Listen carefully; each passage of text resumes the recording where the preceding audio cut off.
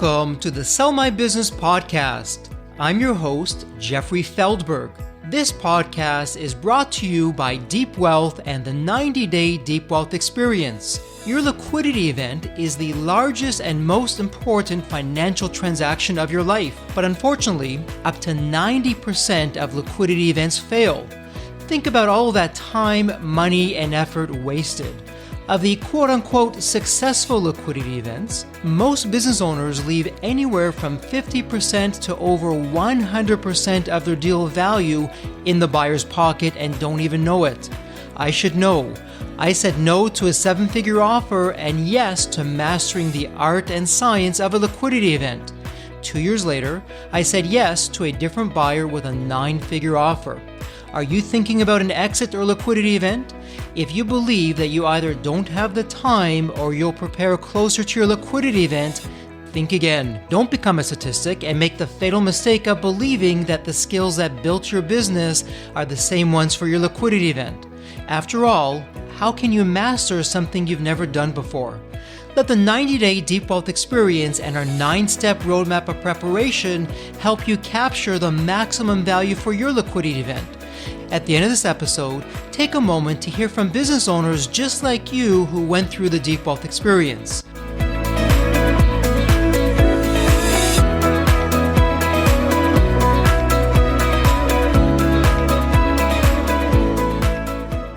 Running a lean, single-family office isn't easy, and Adam Blakney runs the daily gambit of public portfolios, real estate, direct investments, and various board positions to keep the family on track towards its vision for future generations. Adam says that the money is the easy part, and his principal focus is on the people, the health of the family, education, and ensuring that the plans the family makes now will create value, not just financial, for future generations.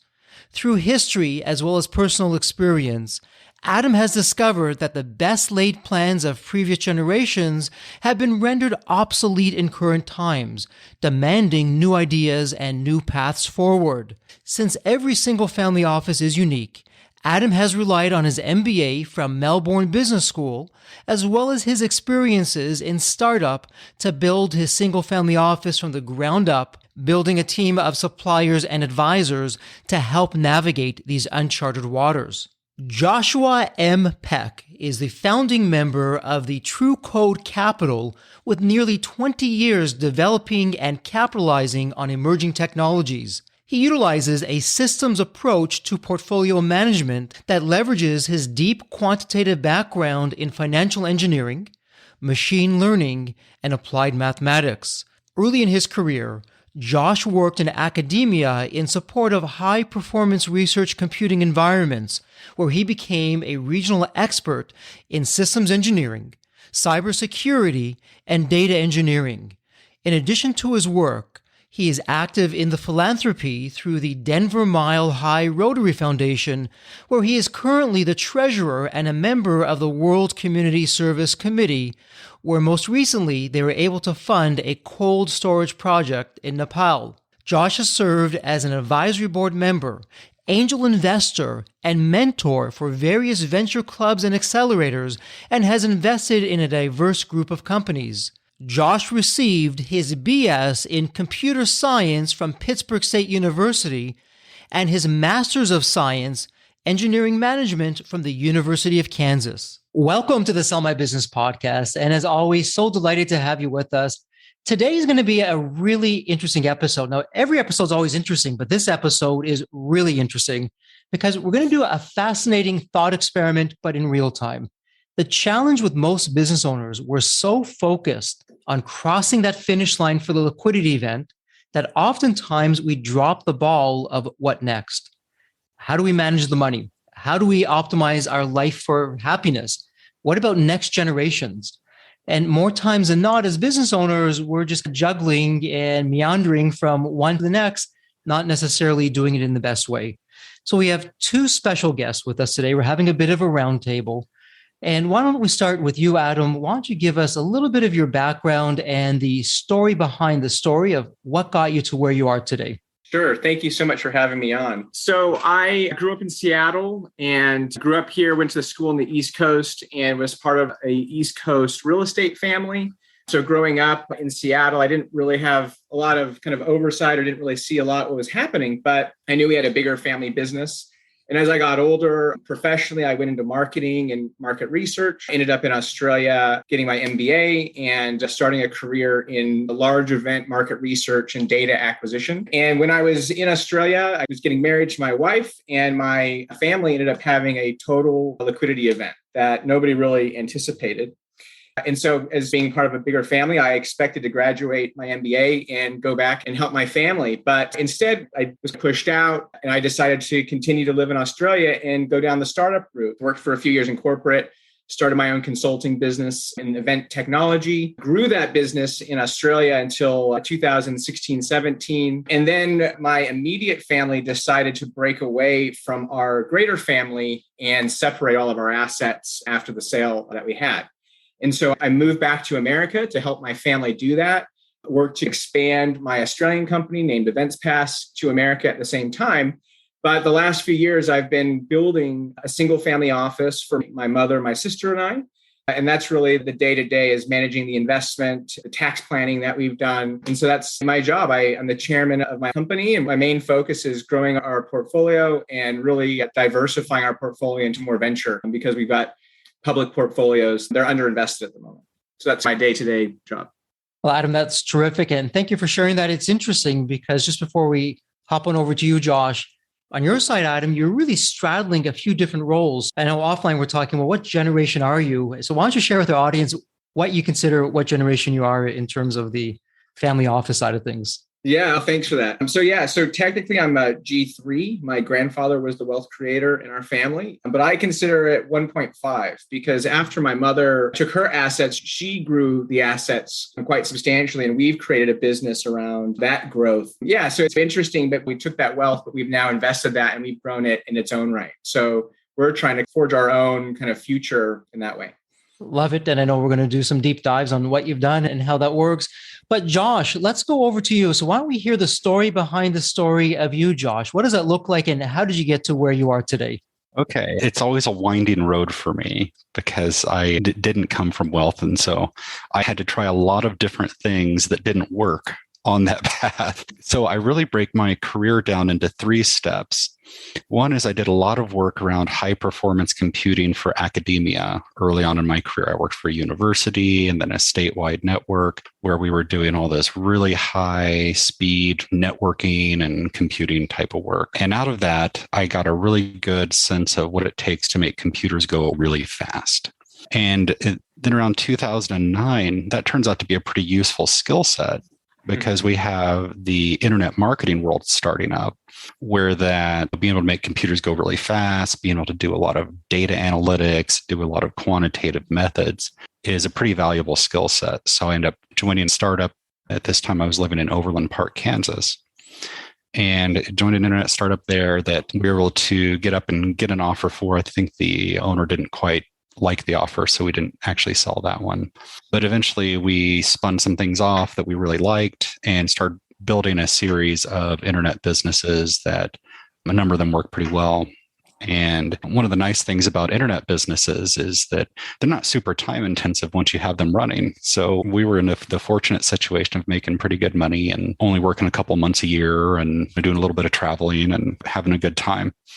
And then I'm starting to face this question of what comes next, because financially I'm okay and things are getting a little bit better every year. And I'm trying to figure out, how do you deploy this capital when you get big chunks of capital? And you're still afraid that the stock market's going to go down tomorrow. And so I'm starting to work around these different problems that come up when you're having somewhat regular liquidity events. And so I end up building a company that is just a management company for me to work out of to work on that.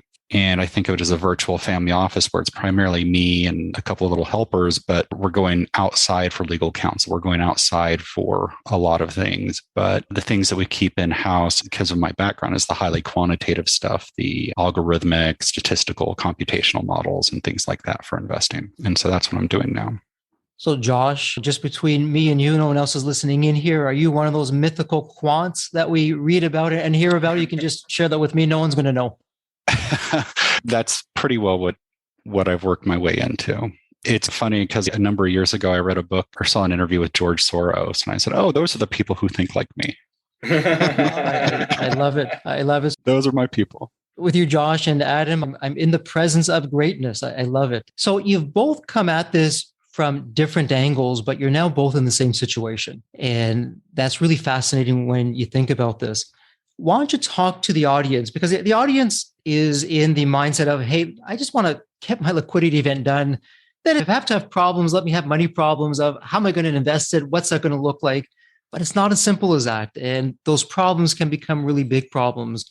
So as both of you sit here today, how do you look at the world in terms of what you're doing with your time, how you're managing your money? What does happiness look like and mean for each of you? I'm curious what that means. Wow, that's a loaded question there. Look, I think for me at the moment, I've got young kids. School and consistency is a huge kind of part of our life. And so I'd say even just the last 5 or 6 weeks with, there's a new variant now. The last 5 or 6 weeks is probably the first time I've been able to have really concrete weeks of work where I can plan and not have to pivot. Right now, a lot of it is just optimizing and trying to find ways, because I just don't feel like the last kind of 6-7 months I've been able to put 100% into things. And so I think my position's nice because I can pull back a little bit. I can lean on more advisors. I'm getting a lot more information, reaching out and networking and trying to find different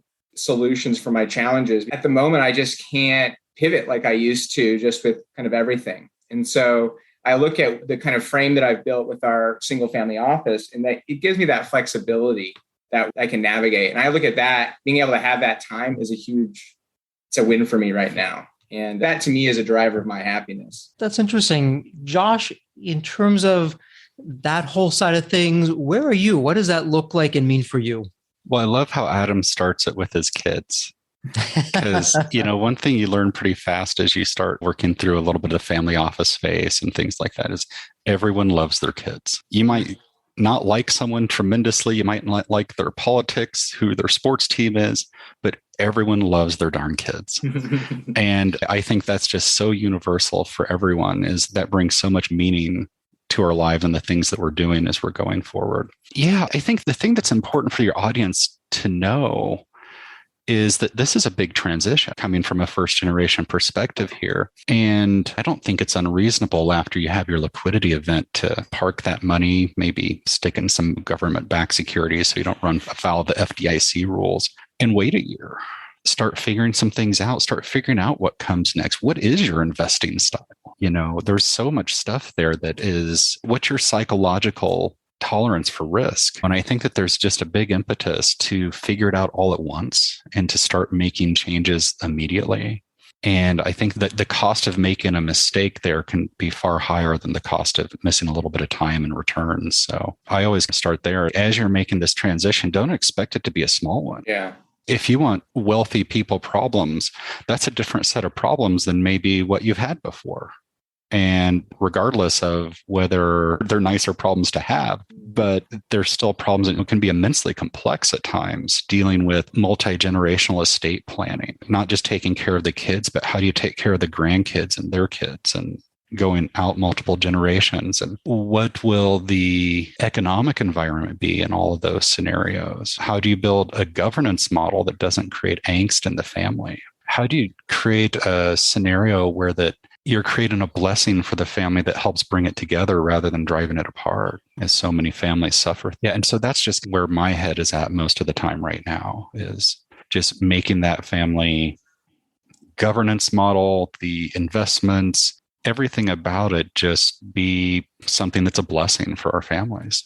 Josh, really well said. And Adam, I'm going to circle back to you in just a moment. And we'll have a little fun because we're going to play off of what Josh, you just said. But one quick thing for our listeners, and Josh, I didn't do what you so wisely suggested, is right after the liquidity event, take a pause, put all of your money into some government backed and just do nothing. And you said a year, maybe it's even 2 years, and whatever you may miss in the market, so what? You're learning about yourself and coming up with yourself version 2.0, which is really important. So a really terrific insight. So Adam, as Josh was talking about what he's thinking about for not just himself, but for the next generation and the generation beyond, well, you're kind of there. So it's almost like Josh is having a future conversation with himself vis-a-vis you. So Adam, what would you be telling Josh of what you would have done differently? So Adam, if you could have gone back to your grandfather, hey, grandpa, you don't know it yet, but here's what's going to happen. And here's what you shouldn't do. And here's what you should do when it comes to a family office and wealth. What does that look like? It's funny to look back like that is to go back to Josh's first comment around his career and how it worked. I think the way things happened, a lot of it was the right decision at the right time versus being able to really set that, hey, this is exactly how things are going. Josh has just said some phenomenal gems in there. It's how do you think about your kids and your grandkids and how they're going to receive that? And how do you make sure that they have their own lives and that this isn't a burden? There are people in my family where this is a burden, and it's because they don't have the knowledge or the expertise and they're too afraid to go get help or have confidants or people. They haven't been able to trust people, even in their own family. And it can be isolating and alone. And I think with Josh is, he's really trying to articulate just how important the togetherness and the flexibility, that this is something that has to work over a transition. And I talk in 10, 20, 30 year timeframes now. I think most people do not think about 30 years down the road. And I wish my grandfather was thinking that way. Now, this was not something that I think could have been foreseen the same way. But I think if you take even a portion of what Josh was saying into account, you're way ahead of most of the people that are having those wealth events. And then the last thing I'll say, which is, I think the underlying of what Josh is saying is the money is actually the easy part. It's not 30 years ago where how do you trust? We have a symmetric market. We know people we can trust. There are places to put money. The emotion around these transitions, the emotion around the family dynamics and all that, that's where the hard work is. A lot of the stuff is just having the right people around you. But being able to have your kids, your grandkids have a conversation with them and say, you don't have to do what I did with this money, or I want this. Those are the conversations and the flexibility that you need to have in that transition period. I think that's the hardest bit, are the emotional challenges in there. Adam, you bring up a really terrific insight. And so, Josh, let's go back to you on that. So here you are today, and you're thinking of your kids and your kids' kids, and down the road with that. What goes through your mind as you think through that, of how do you optimize their lives? Because we hear the horror stories of the future generations where they're just not motivated and a sense of entitlement with the money and just aren't productive the way that you've been. So how do you think about structuring it in such a way that you can really hit it out of the park on all fronts? The money is being optimized as best it can, but the life of the future generation is a life worth living. There's fulfillment, productive things are being done. Yeah, that's the billion-dollar question, isn't it? And I think Adam touched on some things there that, it's not really the money part that's hard. You can figure out how to manage money intergenerationally pretty well. But how do you manage the people part? And I take an assumption, because I'm a quant, that people are really fear and greed machines. And those are the two forces that really drive people. And you see it in the markets, you see, all this greed, and the markets go way up higher than they should. And you see a bunch of fear, and then they go way lower than they should. From my perspective, they're fairly rarely right priced. And how do you start educating your family? Because we both have young kids, and I think it's just almost never too early to start teaching them. The rich dad, poor dad guy, I always butcher his name, Robert Kiyosaki. Oh, yeah. And playing the cash flow game, starting to play things like that, where that they're starting to develop some financial aptitude. I really think that just involving people and allowing them to have some credibility, allowing them to have some influence, allow them to make some decisions, even with a smaller amount of money early on, give them some responsibility, give them some skin in the game. And I think it goes a little bit beyond just an allowance and giving and different things like that. One thing that I hear a lot is you go around different groups of people that are working on these kinds of problems. It's really common, I think, for people to be thinking about teaching the kids about giving, but I'm not sure that they're always teaching them about maintaining and growing the family inheritance as well. And so I don't know. I think that really just comes down to experience and helping them get their reps. More than anything, what the children benefit from are healthy parents, taking care of yourself, making sure that you're emotionally healthy, getting those meditation reps in, not skipping those too much. And because you can talk until you're blue in the face, but they're going to do what you do.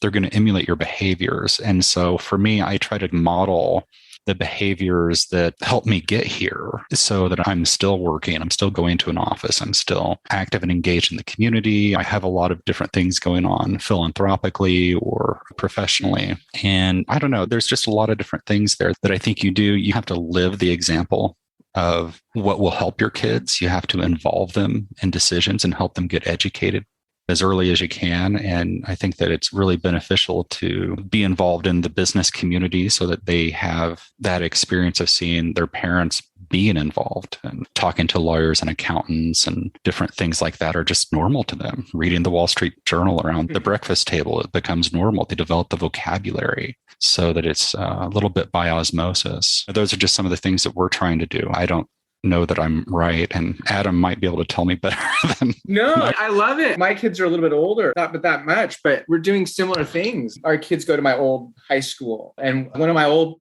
classmates has kids in my kids' class, and we invested in their startup. And at one point I said, these are our partners. We're not just friends, we're a partner. And I told that to my kids, and they don't really know it that, but it's those little things. Business is about trust. It's about building those partnerships. And I think what Josh is saying, it's using the vernacular, it's identifying some of these lessons that kids are going to learn anyways. But Josh is saying, you're going to have to talk to an accountant and a lawyer. And what you described there is, that was kind of my teens to 20s was, I have a stockbroker. Can I go and see him? My mom's like, well, of course you can go see him. It's building that pathway. I don't want what Josh and I are saying is we're trying to grow these kids from a little age to be these little business people. For me, it's trying to make sure that they have their own person and who they want to be, but are also learning some of these skills so they don't feel the burden. They don't feel the weight.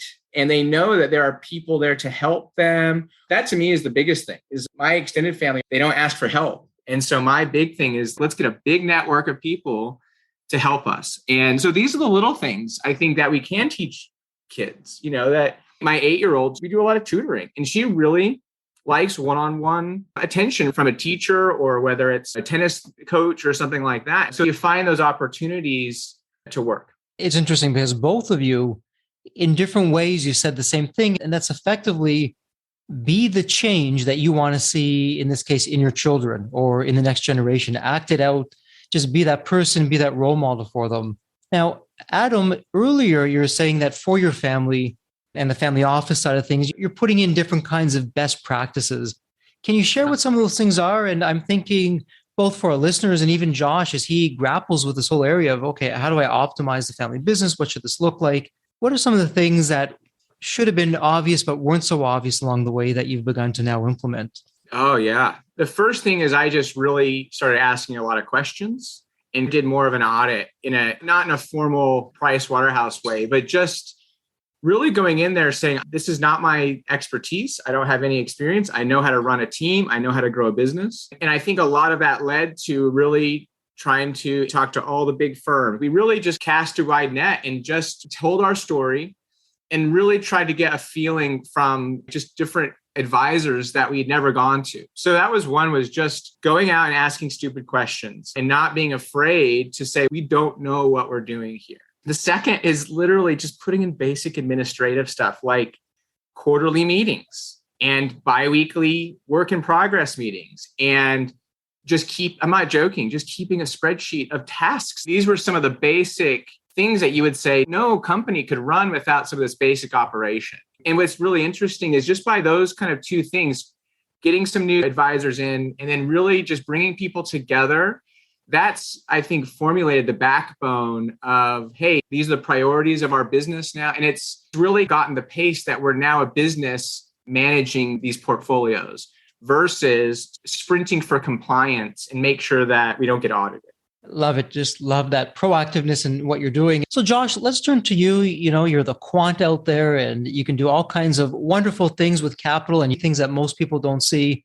But what would you say to this comment that once you've had a liquidity event, not for all people, maybe some people want to do this, but for many people, life after a liquidity event or post exit life doesn't have to be on managing the money, that there's more to life than managing the money or growing it, that there's different strategies to allow that to happen, that perhaps you go on and you can focus on other areas, whether it be philanthropy or whatever your passions are, or lots of white space in your life. Josh, where are you on that? Because you could really straddle both sides of that. So I'm curious about that. Yeah, that's something I've gone back and forth on a little bit is you just want to go park that all in index funds and then take your safe withdrawal rate and do the things that most people suggest that you do. I take a different perspective on that, and it's a little bit controversial, but I'll share it with you guys either way. When I started thinking of what I was doing as a virtual family office, I really just had the idea that you either professionalize what you're doing by managing your money or you don't. And it's really, you're operating a family office one way or the other. Because if you're going to have an accountant, you're going to have an attorney, you're going to have an insurance agent, you're going to have blah, blah, blah, blah. And from my perspective, you can either do it well or poorly. And so am I optimizing that tax situation as much as I could? Am I investing as well as I could with the amount of risk I want to take in mind? And balancing that risk reward dynamic in your portfolio. And honestly, you know, at some point, a lot of new instruments become available for you. And okay, going and learning about those, going and figuring those out. Now, what's available on a PPM? Well, now I have structured products out there that I can use that maybe have a cap downside, but maybe can provide me similar to stock market returns. Where does that fit in? Where does real estate fit in with all the wonderful tax benefits? And so I think that there are people that don't want to do it, and, you know, good, don't do it. But you're doing it either way. You're just doing it with a different level of sophistication. You're either doing it with a really low level of sophistication or with a really high level of sophistication. And I take the philosophy that if you specialize in it and you get really good at it, your returns go up and your risk goes down and your life gets a lot easier. And you can sleep better at night because you don't have to live through 2008 again and see a 50 or 80% drawdown in your portfolio and all of that stuff. For me, the right answer, especially because I have a quantitative background, is just to really hyper specialize in this and become very good at it. And so, Josh, we can go down this whole rabbit hole. Maybe let's do a little bit of it just for our audience, because I'm curious, and Adam, perhaps you are, and the audience as well. So what is this specialization that you're doing, that you're saying if you specialize in such a way, you don't have to worry about these crazy 2008 market drops where 80% of your portfolio is now gone? How does that work for you? What does that look like? Yeah, I mean, I think that there's a lot of different, well, I mean, go look at the cornucopia of hedge funds that exist out there. Each one is applying a certain strategy, or you're picking a manager and they have their strategy. I even take the perspective that the S&P 500 is basically a glorified momentum strategy. You buy the 500 biggest companies in the country, you weight them by market cap, and you own that. Now, why was that 500? Why wasn't it 50? Why wasn't it 10? Why wasn't it 200? And so these are the kind of things we quants sit around, we wonder about. And we start pulling on threads and saying, okay, how does that work? But what if I just own the 10 biggest firms in the company or in the country? And you can make an argument that if you bought Google or Microsoft or Apple, just one of those stocks is already diversified. They'll have 10 different businesses under one roof. So what are you really getting in terms of diversification for the extra complexity? The great thing about the index funds, especially for beginning investors, is that they're simple, they're effective, and it doesn't require any knowledge. And so I always use that as the baseline. If you do that, you're going to do fine. That's the right answer for most families that don't want to get involved in this and don't want to know more about it. Now, that's just a simple buy and hold strategy. Like I said, the 500 biggest companies in the US weighted by market cap. But could you buy an option on the S&P 500? Where that you have a constrained downside, but potentially unlimited upside? Well, yes, you know, as you start going down the rabbit hole of the different types of financial instruments, then you can find different opportunities to create a different risk reward profile that maybe is more appropriate for you. But ultimately, I think the 80% of it really isn't the financial and figuring out how to do the math on the derivatives. All that's a little bit complicated, but it's not super complicated. There's nothing in there more than fractions and multiplication and division that anyone can do. But 80% of it really is like, what is my risk tolerance? Okay, let's say the S&P 500 goes up 25% next year and you only go up 15, but you had a 5% floor in it. Are you going to be happy with that because you missed out on the upside? Let's say that next year the S&P 500 goes down by 25%. Are you still going to be happy if you just bought and held the S&P 500? And, on paper, everybody's okay with it. It really does take some reps. You have to go through some market cycles and see how that feels to you. And a really common one is, how much should you be doing in terms of equity market investing versus real estate investing with all their wonderful tax benefits?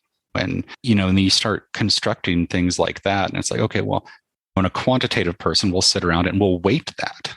And I can calculate that. I can say, okay, I can go simulate it 10 million times and say, okay, this is the best financial number. That I'm not a big real estate guy because I really deal in paper assets and derivatives. I don't really want to go deal with the hard real assets because there's people and squirrels get in the attic and you have to deal with all this stuff. So there's very frequently the correct mathematical number. It doesn't matter how correct that mathematical number is. You still have to manage it as a person. I don't want to go put on my tool belt and deal with broken houses. I want to sit at my computer keyboard and write software code. And someone else who's maybe more handy and more inclined in that direction might find that real estate's just the thing for them and they want to be 80% real estate or something. I have no problem with that. Ultimately, it really is just like this. You can't forget you're dealing with humans. And humans have feelings and thoughts. And some people say, oh, owning all that real estate, that's a lowbrow thing. I want to do cryptocurrencies, or I want to do futures trading, or all of this is just a bunch of Wall Street racket. And nobody should do any of it. And I want to go do water rights investing because I want to be part of the solution to whatever that is. Or I want to invest in electric vehicles or whatever. And so I don't know. I think that no matter what your risk tolerance is and what your personal beliefs are, you can construct a portfolio that's going to give you really good returns. And there's lots of financial engineers like me out there that know how to do this kind of stuff. We have more access to great funds than we've ever had in human history. Publicly traded, privately offered funds, just create different risk reward profiles. And then you start piecing those together. And I really focus on is professionalizing the management of that box. Like what goes in the box, there's maybe a lot of discretion in that, but then like how much of it and how much risk and how much drawdown, what is the impact of owning that asset versus that asset, and creating a risk reward profile that is appropriate, is manageable, is professionally managed. That's where I'm really focusing my energy. It's interesting, Josh, of how you look at the world and what that means for you based on really leveraging your strengths. And Adam, if we flip that to you, Josh was putting some really interesting things out there. Let's look at I'll call it the art side of a liquidity event, not the science side. Josh, with all your stats and data, that's definitely on the science side there. And there's a lot to be said for that.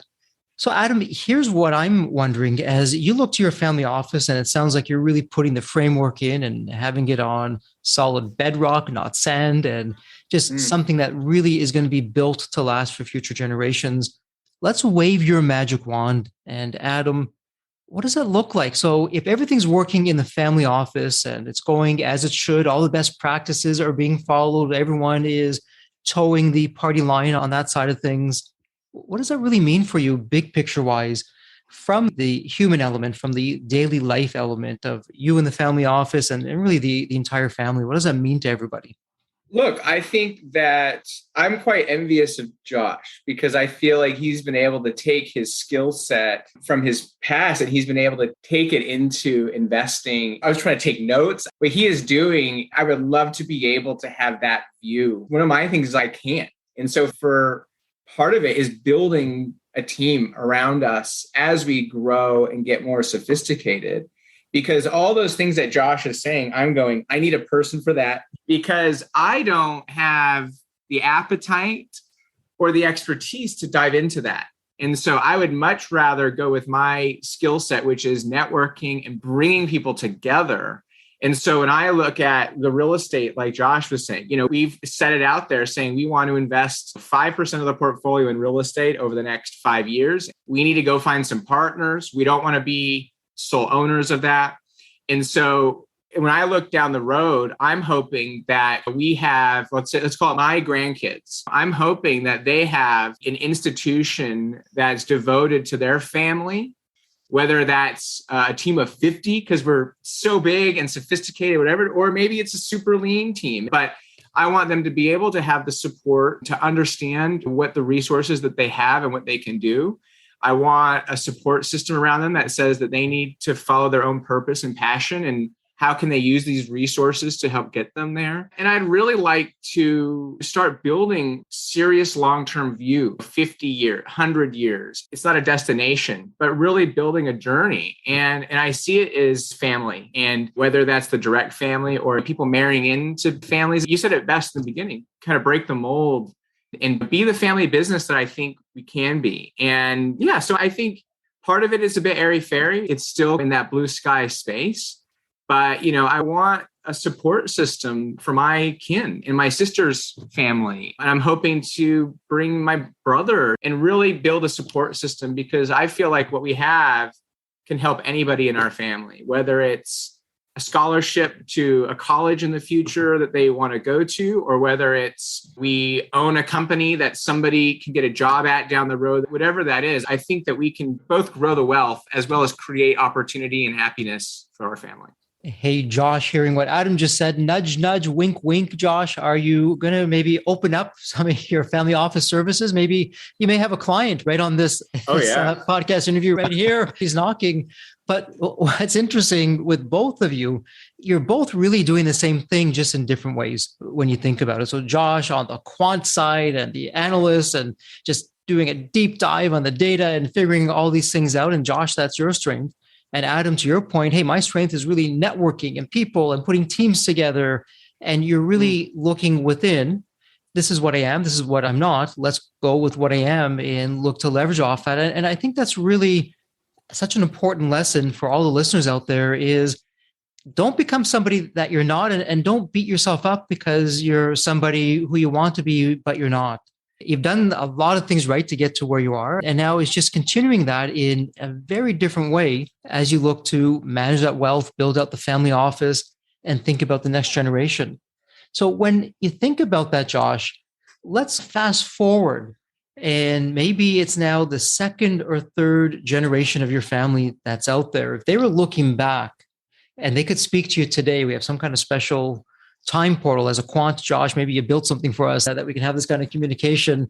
What would you hope the future generation is telling you as it pertains to the family office? Well, it's a tough question. I don't know exactly what I would want them to think. I know what I'd want them to feel. And I'd want them to feel supported and loved. Is that this was built for them to help take care of them. And that across multiple generations, we help take care of our family, because as someone who didn't grow up with prosperity, and actually quite conversely grew up in poverty, I really see this new prosperity that, is so prevalent in today's culture as an altruistic good. It's a pure good if it's handled in the right way. There's no reason for people to suffer for lack of money anymore. I mean, the Fed will print another $1 trillion for you. There's just so much money out there, and learning to manage that, learning to adapt to the times too, because I had a grandfather and he retired from the Air Force, and he invested all his money in CDs that paid 8%. And that was how they invested then. If I tried to do that today, I would get murdered. There's no way that I could do that today. And whatever comes after crypto and is the next thing, maybe what my children are investing in. And I would just hope that it is something that just through the years they can grow and it can adapt with them. And to your point, and can adapt to their skill sets where that they can find a lot of meaning in it. What are you the best in the world at? For me, it's not team building. For Adam, it's a little different. That's fine. But I think that, Jeff, especially for your listeners, that's such an important message to hear too, is when I first started trying to figure this thing out, what comes next problem that we all have to work on, I had a certain mental model for what retirement looked like. I did the whole deal. I moved to Florida. I laid on the beach. I bought golf clubs, but maybe the golf stuck a little bit. I was like, no, I need to be productive. I've been productive my whole life. I've been studying the world's most complicated mathematics and technology that I can get my hands on since I was 12 years old. So you can't just turn that off. You have to go find a way to apply that and apply that productively. I love that, Josh. Supported and loved. Really, that's your thesis when all is said and done. All the numbers, all the facts, all the cool technology really distills down to future generations through what you're doing today, feeling supported and loved. So, Adam, no pressure on you because, wow, like Josh, that was just one heck of a summation there. Yeah. But Adam, you borrowed Josh's special technology portal and the future generation is now coming back to you. What are they feeling? What are they saying that you would hope they would be? Great grandpa, you were so visionary, and I want healthy kids. I want grandkids that are happy and have purpose and can take risks. I think, that's what we are affording our kin, to be able to be the best at something. I think to have somebody come from nothing and be the best at something is phenomenal, but somebody who actually has a head start, you can strive for the best. And I think I look back and I just hope that we can tool our families up, and not for battle, but for life.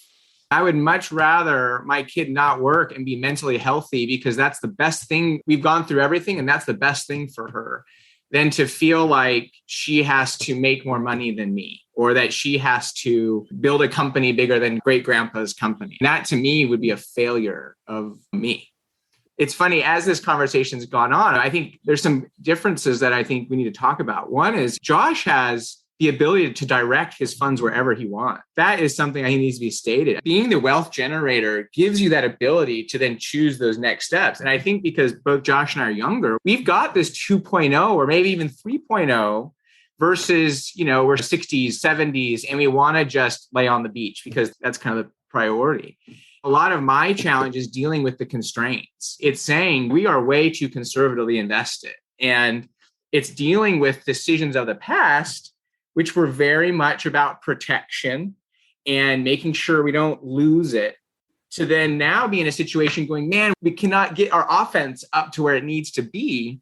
Or I'm looking at a 5-year runway to say, gosh, in 5 years, I'm hoping to be able to get enough out that we can be putting into venture. I go back to Cornelius Vanderbilt. He had a huge shipping empire and he ended up in America. He sold it all and then he put it all into the railroad. I think the American dream seems to be you make your money and you retire. And I think Josh and I are in this space going, okay, we've got that. What makes us happy? What makes our kids happy? And what's going to drive our own purpose? Josh is great because he's like me. I feel like I'm in a weird spot. And Josh too. Like we're in this space where we can go do anything we want, but we've got kids. We value our kids. We've got wives and partner. We don't want to, get divorced. So it's not like I can go and say, hey, I'm going to go spend 3 weeks on the French Riviera. So I find it's really about these next 10 years. It's that purpose. It's what's going to make us happy in our day-to-day lives. That makes our families happy. And my wife wants to be with me in 10 years. And all that stuff I feel are the things that money can't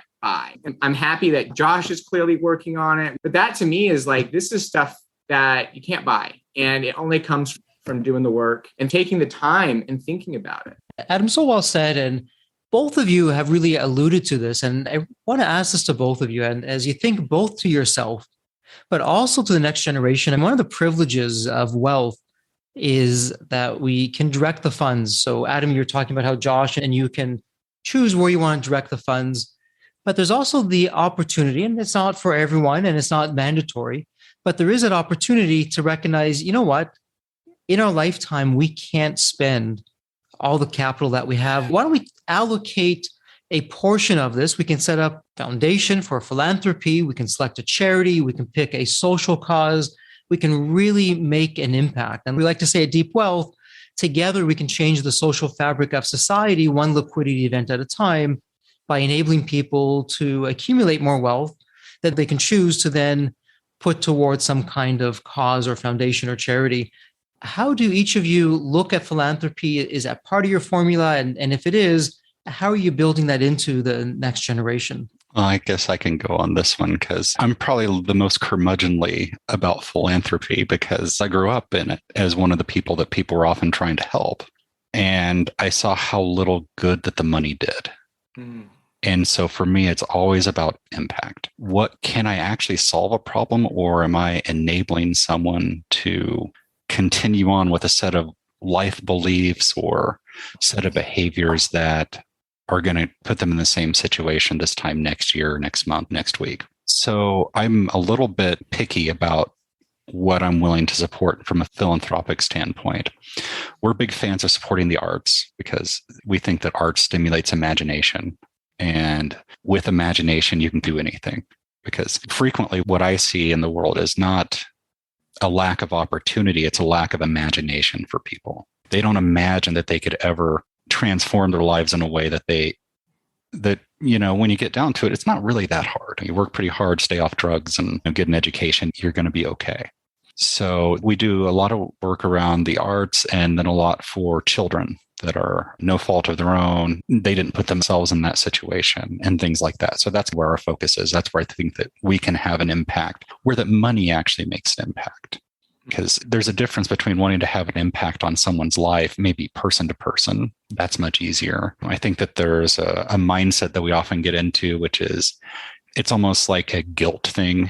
I think in our culture right now, it's like, well, I've made some money and a lot of people are suffering. I need to write a big check. And then it's almost like the old Catholic Church. You could buy your forgiveness if you do that. I don't really fall in that bucket if I'm going to deploy capital, because I understand the power of compound interest better than probably most people do. And I know how much money that could be in the future that could either be used for giving or for my family.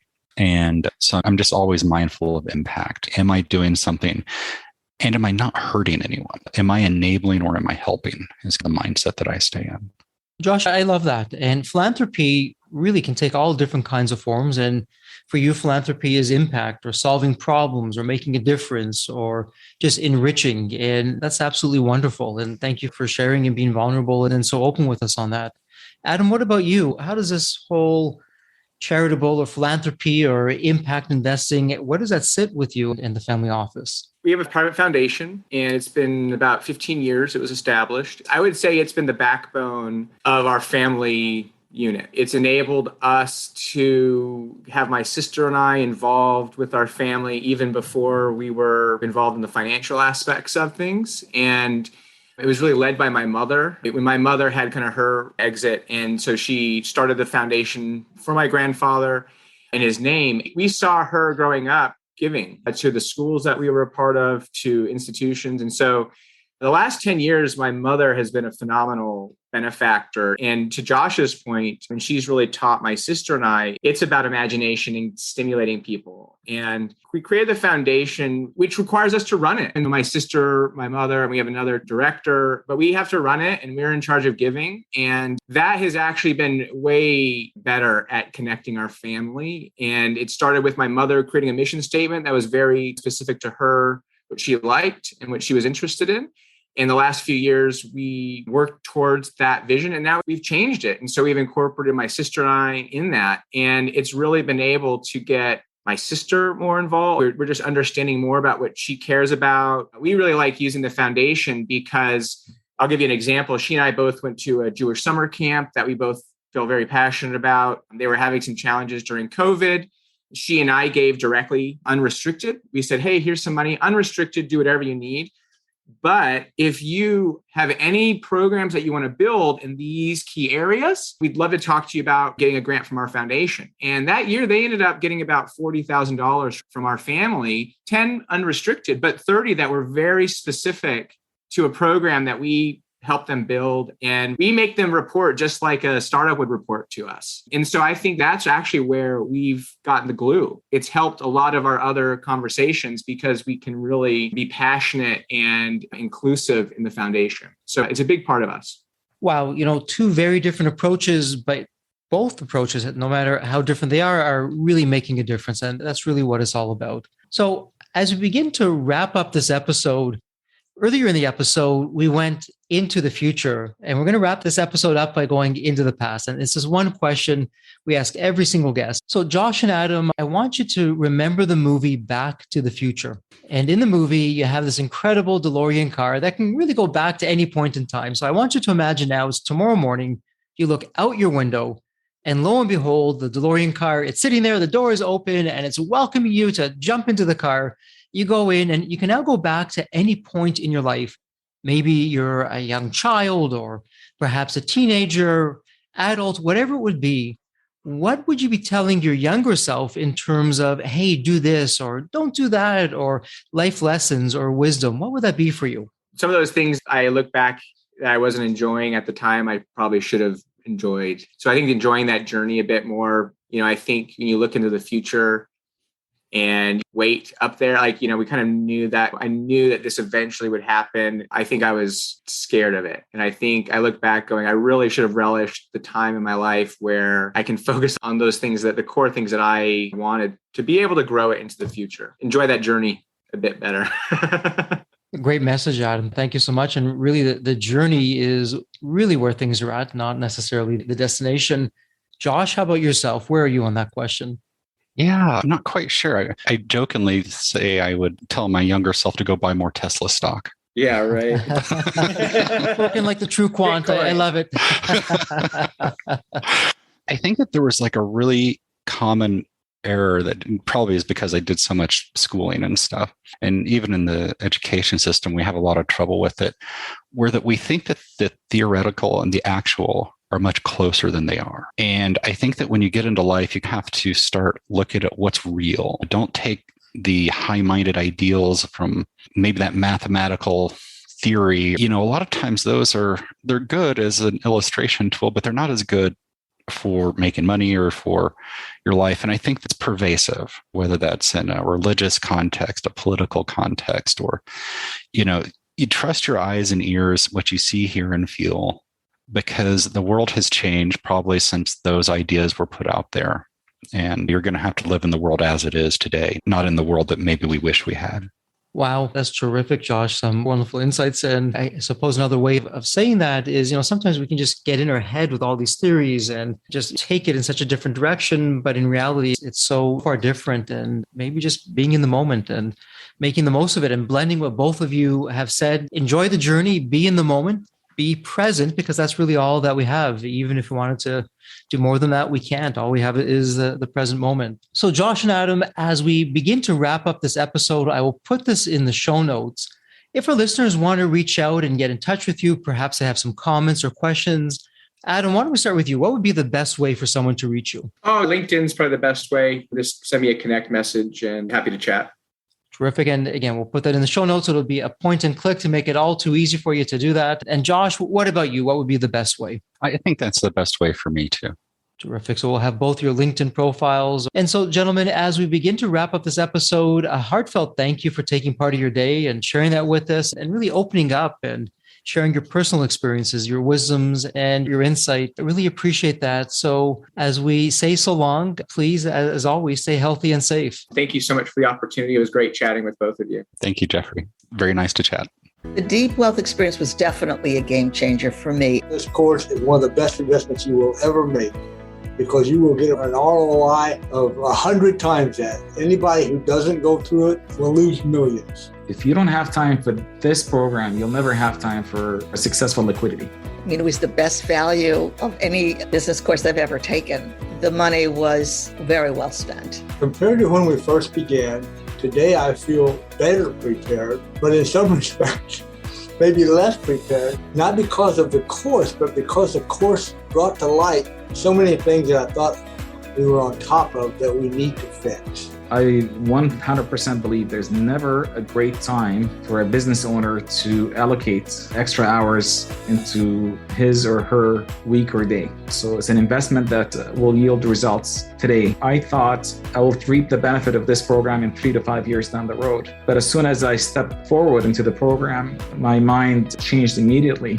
There was so much value in the experience that the time I invested paid back so much for the energy that was expended. The Deep Wealth experience compared to other programs is the top. What we learned is very practical. Sometimes you learn stuff that it's great to learn, but you never use it. The stuff we learn from deep wealth experience, I believe it's going to benefit us both.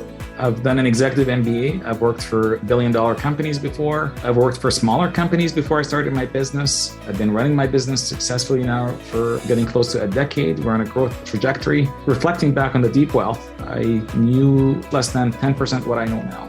Maybe close to 1% even. Hands down, the best program in which I've ever participated. And we've done a lot of different things over the years. We've been in other mastermind groups, gone to many seminars, workshops, conferences, retreats, read books. This was so different. I haven't had an experience that's anything close to this in all the years that we've been at this. It's 5-star, A+. I would highly recommend it to any super busy business owner out there. And deep wealth is an accurate name for it. This program leads to deeper wealth and happier wealth, not just deeper wealth. I don't think there's a dollar value that could be associated with such an experience and knowledge that could be applied today and forever. Are you leaving millions on the table? Please visit www.deepwealth.com/success to learn more. If you're not on my email list, you'll want to be. Sign up at www.deepwealth.com/podcast.